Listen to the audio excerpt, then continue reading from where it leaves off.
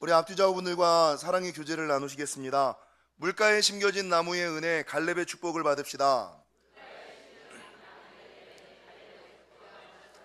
바라는 것은 2019년 한 해 상황과 환경과 관계없이 여전히 지키시고 돌보시는 하나님의 놀라운 은혜와 꾸준히 성장케 하시는 하나님의 역사가 함께 하시기를 주님의 이름으로 간절히 축원합니다. 여러분, 오늘은 하나님께서 기뻐하시고 축복하시는 신앙의 8번째 요소 절제에 관련된 말씀입니다. 여러분, 오늘 우리가 가지고 있는 교제의 저자 목사님은 성도가 세상을 이기고 이 땅에서 승리하는 그리스도인이 되기 위해서는 절제하는 신앙이 필요하다라고 말씀을 하고 있습니다.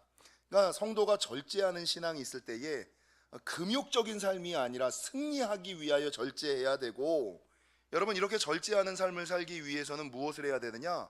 오늘 본문 26절에 대부분의 사람들이 신앙생활을 하는데도 향방 없는 것 같이, 허공을 치는 것 같이, 그러니까 아무런 생각 없이, 아무런 계획 없이, 아무런 목표 없이 신앙생활하는 것이 사실이거든요. 특세의 목표가 있으십니까? 특세의 목적이 있으셔야 돼요. 기도의 제목을 가지고 나오셔야 돼요. 내가 어떻게 특세를 하나님께 올려드릴 것인가, 특세를 통하여 이루고자 하는 것이 무엇인가. 어제 수가성 여인처럼 여러분, 우리가 예수를 믿을 때 그냥 믿는 것이 아니라 내가 올려드리는 예배가 하나님께서 과연 받으실 만한 예배인가, 응답하실 만한 예배인가, 축복하실 예배인가에 대한 생각이 있는 신앙, 목표가 있는 신앙. 그래서 여러분, 대부분의 성도들은 예배를 드리고 기도를 하고 신앙생활을 하는데 목표 없이, 향방 없이 허공을 치는 것 같은 신앙생활, 그러니까 하나님의 임재를 느끼지 못하고 하나님의 축복을 경험하지 못하며 살아가는 사람들이 많다는 거예요. 그래서 여러분, 오늘 저자 목사님은 뭐라고 그럽니까? 금욕적인 삶을 살기 위해서가 아니라 성공하는 삶을 살기 위하여 우리가 절제해야지 되고, 이 절제에 있어서 가장 중요한 것은 무엇이냐? 목적을 분명히 갖는 것이다, 목표를 뚜렷이 갖는 것이다 라고 말하고 있어요. 여러분, 이 저자 목사님은 성도의 목적을 뭐라고 얘기하고 있냐면 소명과 사명을 이루는 삶이라고 이야기를 하고 있어요. 근데 저는 이 교재를 보면서 여기서 한 단계 더 넘어가서, 여러분, 단순하게 소명과 사명을 이루는 것이 아니라 소명과 사명을 이룸으로 말미암아 부어주시는 하나님의 은혜와 은총을 경험하며 사는 것이다 라고 말씀을 드리고 싶어요. 여러분, 맡겨주신 사명과 소명을 감당함으로 주님께서 부어주시는 은혜와 은총을 경험하면서 이 땅에서 평안하게 살아가는 거, 이 땅에서 자유를 누리며 살아가는 거, 죽어서만 천국을 누리는 것이 아니라 살아있는 동안에 천국을 누리며 임마누엘의 은혜를 경험하며 살아가는 것. 여러분, 세상과 사단의 장난이 무엇입니까? 세상과 사단은 끊임없이 우리를 유혹하고 미혹하여 어떻게 하든지 간에 맡겨진 소명을 감당하지 못하게끔, 세상에 매여, 세상에 묶여, 세상에 잡혀 살아가게끔 만드는 것이 세상이고 사단 아닙니까? 먹고 사는 문제 때문에 사명 감당하지 못하고, 자녀의 문제 때문에 소명 감당하지 못하고, 어떻게 하든지 간에 세상에 매여 있고, 세상에 잡혀 있고, 세상에 묶여서 이것 때문에 그것 때문에 저것 때문에 평생 주님의 일 감당하지 못하고 주님이 주시는 은혜와 은총을 경험하지 못하고 살아가는 핑계대는 그리스도인의 모습을 가지고 살아가게끔 하는 것이 여러분, 세상 아니겠습니까? 그러므로 우리 성도들은 이번 특세를 통해서 사명과 소명을 감당하여 이 땅에서 복을 누릴 뿐만 아니라 여러분, 하늘의 평안을 누리며 살아가시는 저와 여러분이 되시기를 주님의 이름으로 간절히 축원합니다.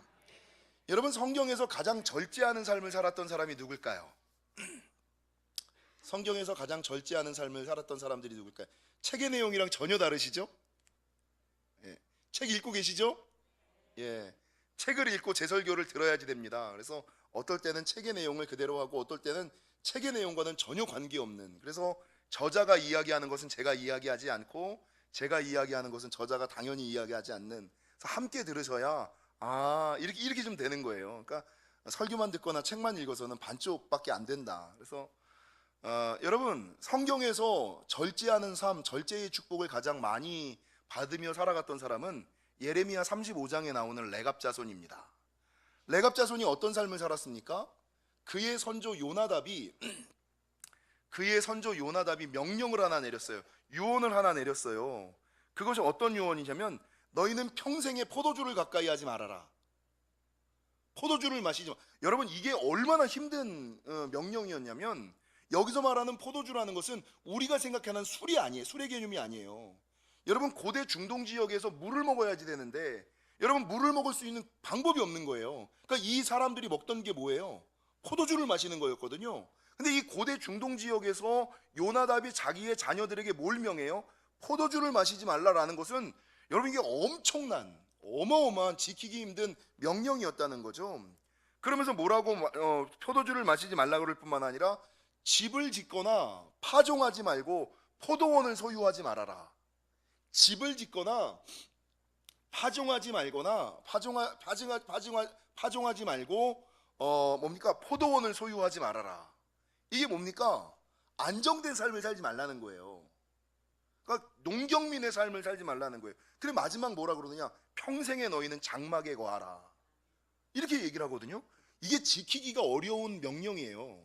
근데 예레미야가 이 레갑 자손들을 시험했음에도 불구하고 이 레갑 자손이 이 요나답의 명령을 몇 년 동안 지키느냐? 250년 동안 지켜내려가요. 250년을 지켜내려가요. 그래서 하나님께서 유다 사람들에게, 이스라엘 사람들에게 이 사람들과 같이 하나님의 말씀을 지키는 삶을 살아야지 된다.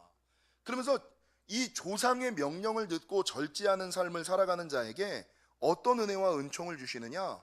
예레미야 35장 6절에서 7절에 보니까 그들이 이르되 우리는 포도주를 마시지 아니하겠노라.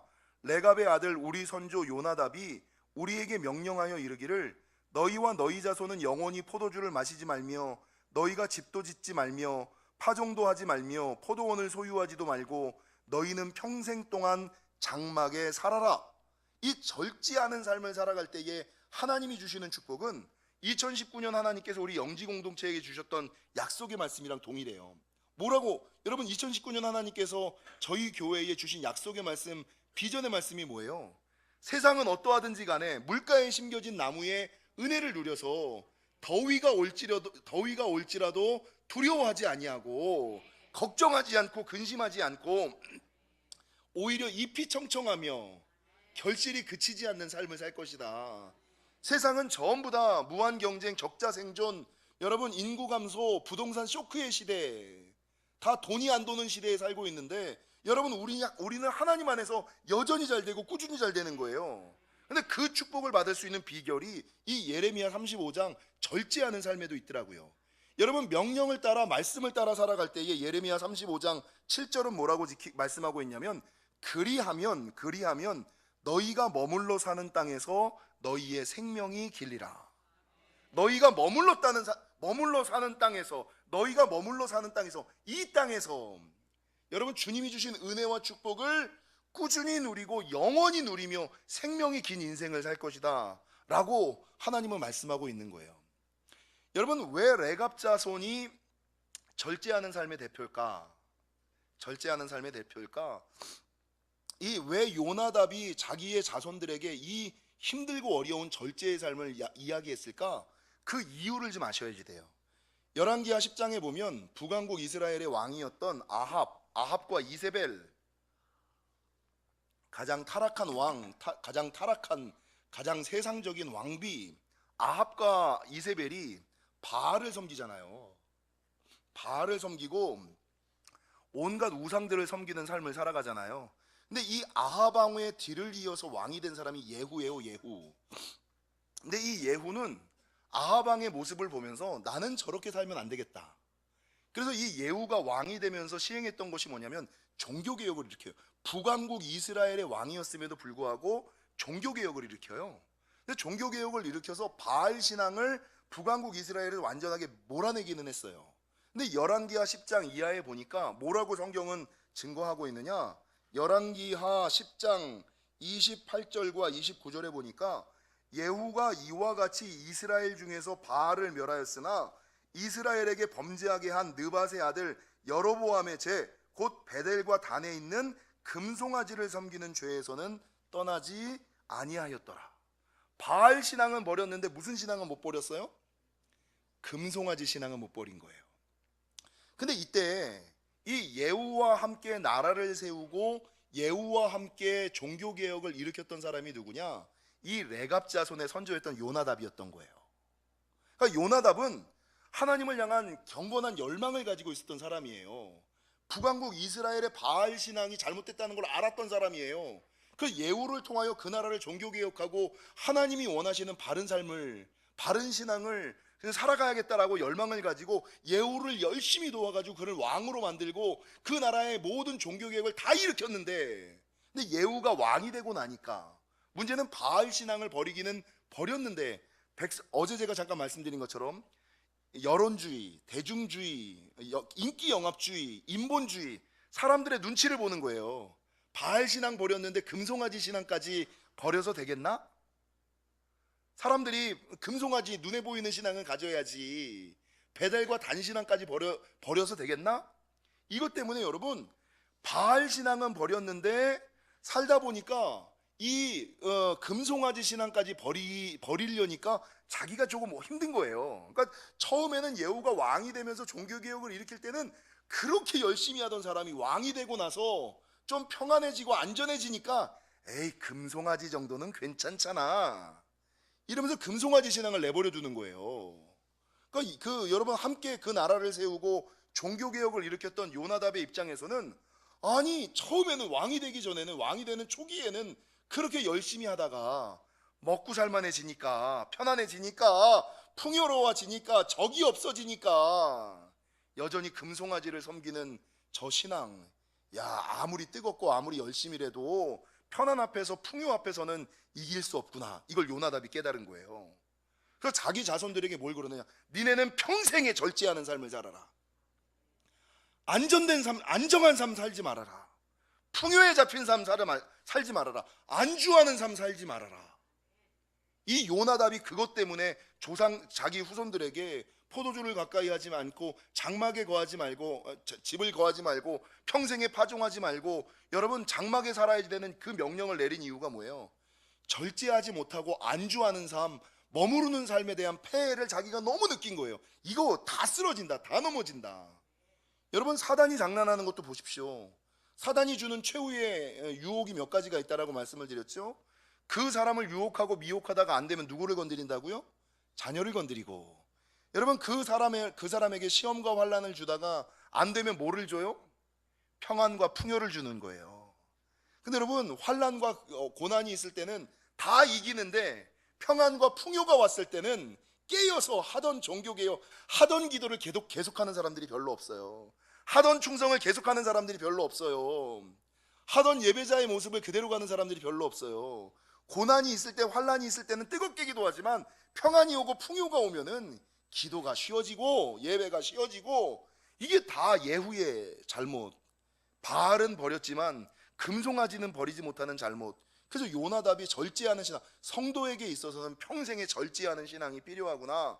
그리고 절제하는 자에게는 이 땅에서 생명이 길 것이다. 그래서 여러분, 예후가 금송아지 신앙을 버리지 못할 때 선지자가 예후를 향하여 예언하는 게 있어요. 네 축복이 4대밖에 못 갈 것이다. 대놓고 얘기를 해요. 네가 지금 왕으로 앉았지? 그 왕으로 앉은 거 4대밖에 못 갈 거야. 그 말씀대로 그대로 이루어져요. 그러니까 요나답과 레갑 자손에게 하셨던 축복, 내 생명이 이 땅에서 길리라는 것과 예후의 저주가 완전히 상반되죠. 이유가 뭐예요?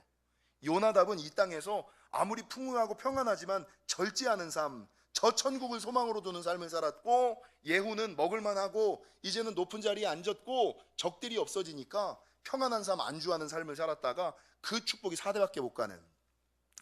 그래서 여러분, 오늘 교재는 절제하는 삶을 살아라. 절제하는 삶을 살아야지 된다. 성도에게 있어서 꼭 필요한 요소 가운데 하나는 사단의 장난에 놀아나지 말고 절제하는 삶을 살아야지 된다라는 것입니다. 그래서 오늘 저자 목사님께서는 교재에서 리차드 포스터의 영적 성장과 훈련이라는 책을 통해서 절제하는 삶을 사는 7가지 원리에 대해서 이야기하고 있어요. 읽으셨죠? 절제하는 삶을 사는 7가지 실제적인 원리에 대해서 이야기하고 있는데, 저는 이 책의 내용도 탁월한데 어제 말씀을 묵상하다가 하나님께서 저를 어떻게 절제하는 삶을 살게 하실까? 정도환 목사를 통하여 주시는 절제하는 삶의 원리 4가지를 좀 나누고 넘어가고자 합니다. 첫 번째는요, 따라하겠습니다. 필요냐 욕구냐를 구별하자. 여러분, 절제하는 삶에 있어서 가장 중요한 건 물질이거든요. 근데 물질에 있어서 절제하는 삶을 살기 위해서 가장 중요한 삶의 요소 가운데 하나, 저랑 저희 집안은 어떻게 하냐면 홈쇼핑을 볼 때나 어떤 쇼핑을 할 때냐, 뭐 쇼핑을 할 때나 어떤 것을 구입할 때 이게 필요냐 욕구냐를 구분을 해요.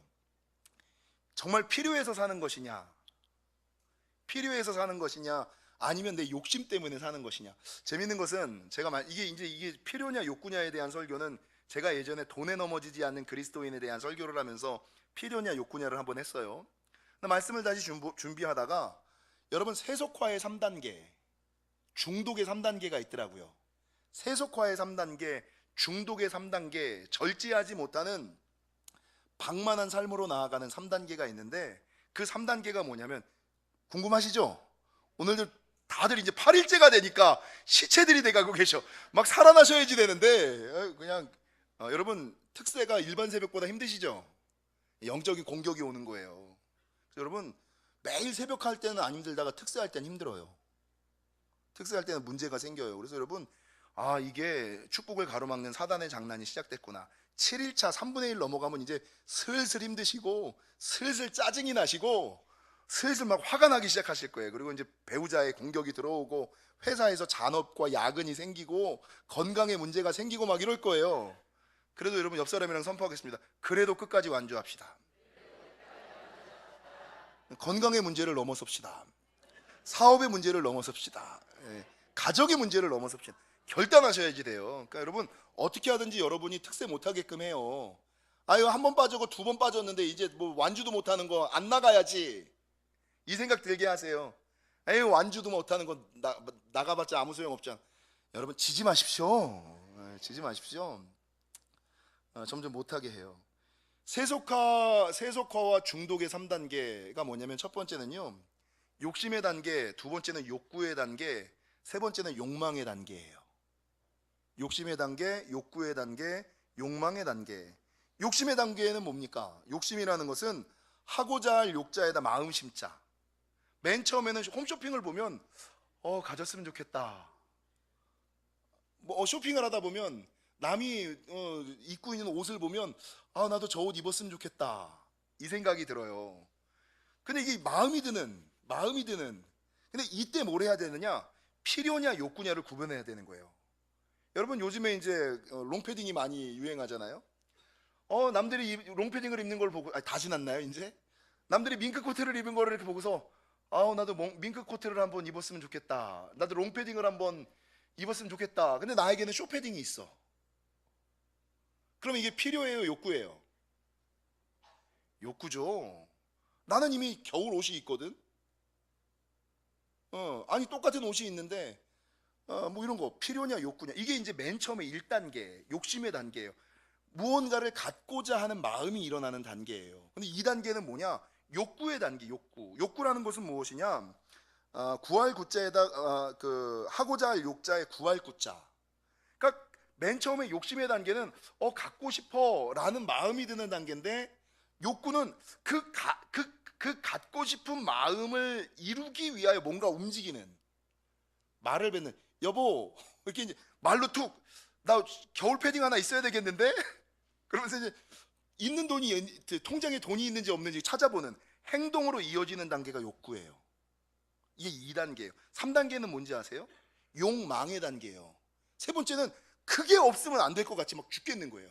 홈쇼핑이 끝날 것 같은 마음에 막 안절부절하지 못하는, 빨리 핸드폰을 찾는. 여러분, 이 마음이 그거에 잡혀가지고 어찌할 바를 모르는 단계가 욕망의 단계예요. 욕심의 단계, 욕구의 단계, 욕망의 단계를 넘어서 중독의 단계로 나아가는 거예요. 그리고 나서 절제가 깨어지는 거예요. 그래서 여러분, 제가 살아가면서 어떤 그 물질에 대한 소비 앞에서 제일 먼저 보는 게 뭐냐? 필요냐 욕구냐를 구별하는 거예요. 이게 정말 나에게 필요한 거냐? 아니면 내 마음이 원하는 거냐? 필요하지는 않은데, 없어도 사는데 내 마음이 필요한 거냐? 이 필요냐 욕구냐를 구별하면서 살아가는 게 첫 번째 단계고, 여러분, 절제할 수 있는 두 번째 비결은 뭐냐? 천국과 영적인 것에 소망을 두고 살아가는 거예요. 천국과 영적인 것에 소망을 두고 살아가는 거예요. 이 선조 요나답이 얘기하는 것은 무엇이냐? 이 땅은 다 나그네 삶이거든요. 장막에 거하지 말아라, 집을 짓지 말아라, 파종하지 말아라, 포도원을 가지지 말아라. 이게 뭐예요? 여러분, 세상 것들 이거 별거 아니라는 거예요. 우리 삶은 나그네 삶이라는 거예요. 우리의 본향은, 우리의 고향은 저 천국에 있다는 거예요. 여러분, 돈 싸들고 가시겠어요? 마음껏 쓰고 가세요. 마음껏 좀 베풀고 가세요. 부자는요, 돈 많은 사람이 부자가 아니라 돈 잘 쓰는 사람이 부자예요. 잘 쓰는 사람이 부자지, 돈 많은 사람, 제일 안타까운 사람, 고생은 고생대로 다 하고 자식에게 주고서 자식 망치고 죽어가는 사람, 이 사람들 제일 여러분, 잘 쓰는 게 부자예요. 근데 이 사람들의 특징은 뭐냐? 요나답이 그런 유언을 남겼던 이유는 뭐냐? 세상에 소망을 두지 말라는 거예요. 천국에 소망을 두라는 거예요. 여러분, 물질적이고 세상적인 것에 소망을 두지 말라는 거예요. 영적인 것에 소망을 두라는 거예요. 여러분, 세상적이고 뭐 입는 거, 먹는 거, 사는 거 별 차이 없어요. 제가 맨날 이 절제를 이기는 방법이, 여러분, 사람의 삶의 모양이 뭐가 달라요? 어떤 사람은 아울렛, 시장에서 옷 사 입느냐, 아울렛에서 옷 사 입느냐, 백화점에서 옷 사 입느냐, 여러분, 옷 입고 사는 건 똑같아요. 옷 입고 사는, 여러분, 경차를 타느냐, 2000cc를 타느냐, 3000cc를 타느냐, 이게 똑같아요. 다를 거 없어요. 야채를 먹느냐, 고기를 먹느냐, 뭐 유기농을 먹느냐, 먹는 거 똑같아요. 그래서 한국 사회에서는요, 여러분, 절대적인 빈곤은 이제 거의 없어요. 뭐만 있어요? 상대적인 빈곤만 있어요. 상대적인 빈곤은 뭐예요? 욕심과 욕구와 욕망이에요. 필요가 아니에요. 전혀 없어요. 한국 사회는 없어요. 영지교회에도 절대적인 빈곤은 거의 없어요. 다 어디에서 와요? 그 사람의 마음에서 오는 거예요. 다 상업주의에 놀아나는 거예요. 그래서 여러분, 별 차이 없어요. 속옷 입느냐, 속옷 입고 살아가느냐, 거위털 옷 입고 살아가느냐, 명품을 뭐 입어도 다 똑같아요. 다 따뜻해요. 큰 차이 없어요. 여기에 로고 하나 더 박혀 있는 그 차이지, 아무 차이 없어요. 근데 그게 마치 내 삶의 중대한 뭐 큰 차이나 구별인 것처럼 세상이 만들고 그거에 놀아나서 명품 옷이 없으면, 여러분, 명품 가진다고 자기가 명품이 돼요? 예? 명품을 가지면 여러분이 명품이 돼요?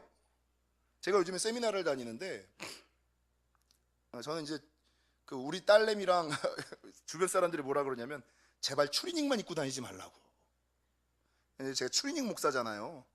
막 소문이 났도, 다른 교회에서도 소문이 났더만은요, 뭐 소화동에 있는 정도환 목사는 맨날 추리닝만 입고 다닌다고. 그게 뭐가 어때서?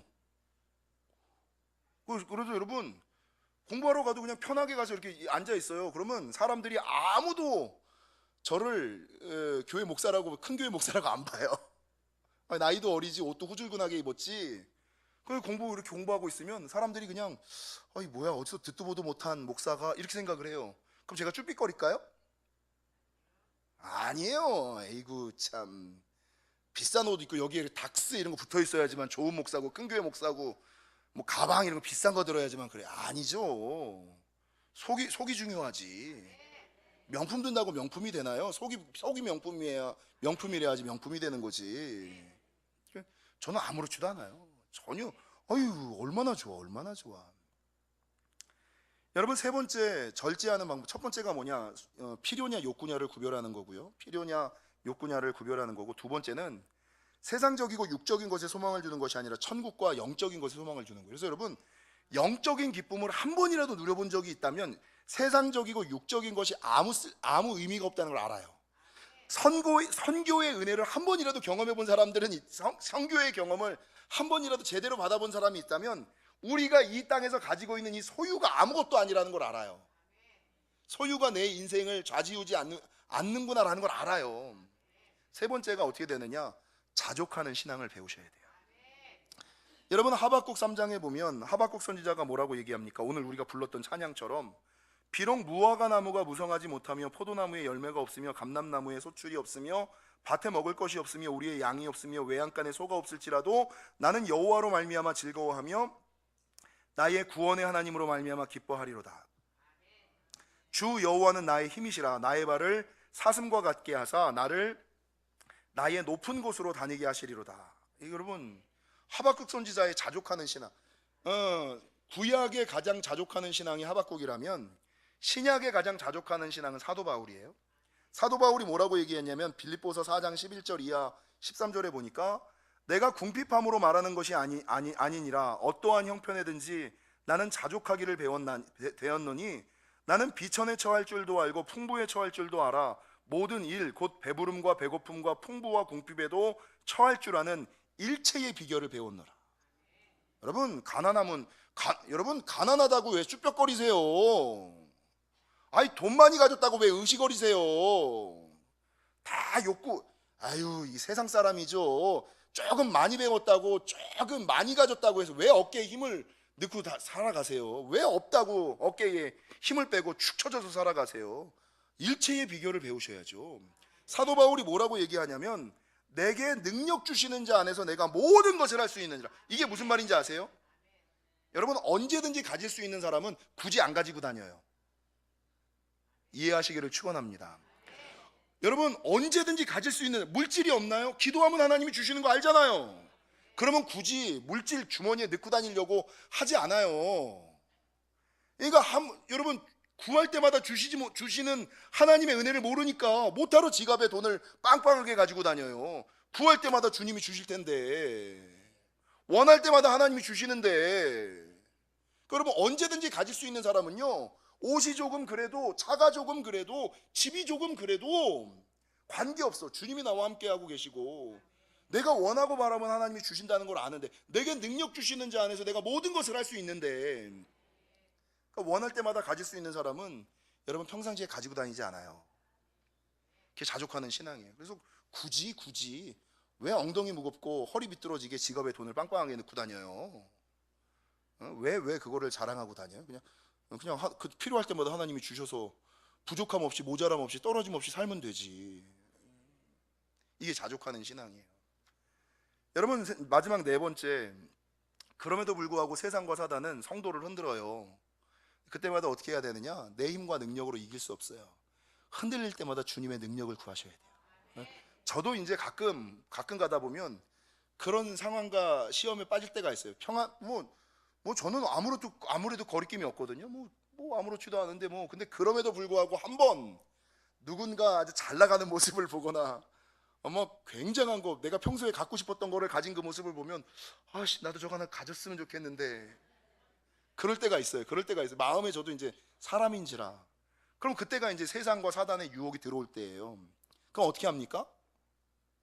이 욕심이 욕구나 욕망으로 나가지 않게 먼저 커트해내는 게 중요해요. 내 힘으로는 이걸 못 넘겨요.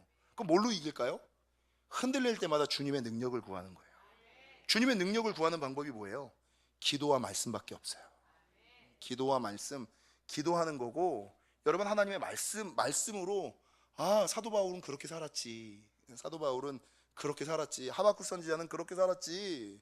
신앙의 모든 사람들이 그렇게 사는 것이 옳았지. 하나님이 축복하셨지. 이런 것을 기억하고 말씀과 기도로 그것을 잘라내는 삶. 내 능력으로 유혹을 이기지 못합니다. 내 능력으로 미혹을 이기지 못합니다. 그래서 여러분 그 순간순간 하나님의 은혜와 능력을 구하는 삶을 살아가셔야지 돼요. 바라는 것은 여러분 제가 말씀을 준비하다니까 어떤 분이 이렇게 얘기를 하더라고요. 좋은 자동차의 생명이 뭐예요? 좋은 자동차의 생명? 스피드가 되게 중요하잖아요. 좋은 자동차는 스피드가 빠른 거래요. 근데 정말 좋은 자동차의 또 다른 생명이 뭔지 아세요? 브레이크예요. 아무리 빨라도 명차가 안 돼요.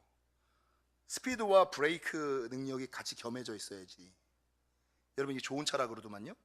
스피드도 중요하지만 브레이크가 더 중요하다. 여러분, 성도에게 있어서 풍요와 풍성은 당연히 이 땅에서 복을 누리셔야 돼요. 근데 그 복에 취하고 매이면 안 돼요. 그것을 이길 수 있는 유일한 힘이 뭐냐? 절제예요, 절제. 돈이 있지만 300km로 달려도 내가 언제든지 내가 브레이크를 밟으면 기도의 자리로 나올 수 있는, 예배의 자리로 나올 수 있는, 섬김과 나눔의 자리로 나올 수 있으면 괜찮아요. 그 브레이크가 안 밟히는 사람 있어요. 욕심 부리는 거는 죄가 아니에요. 욕심이 나는 거는 마음이 일어나는 건 어쩔 수가 없어. 근데 욕심이 욕구와 욕망으로 나아가는 걸 내버려 두는. 그래서 여러분, 중독에 빠지는 거, 그때부터는 심각한 죄예요. 그때부터는 심각한 문제가 내 삶이 하나씩 어그러지기 시작해요. 그런 걸 기억하시고 신앙의 절제의 요소를 회복하고 살아가시는 저와 여러분이 되시기를 주님의 이름으로 간절히 축원합니다. 기도하시겠습니다.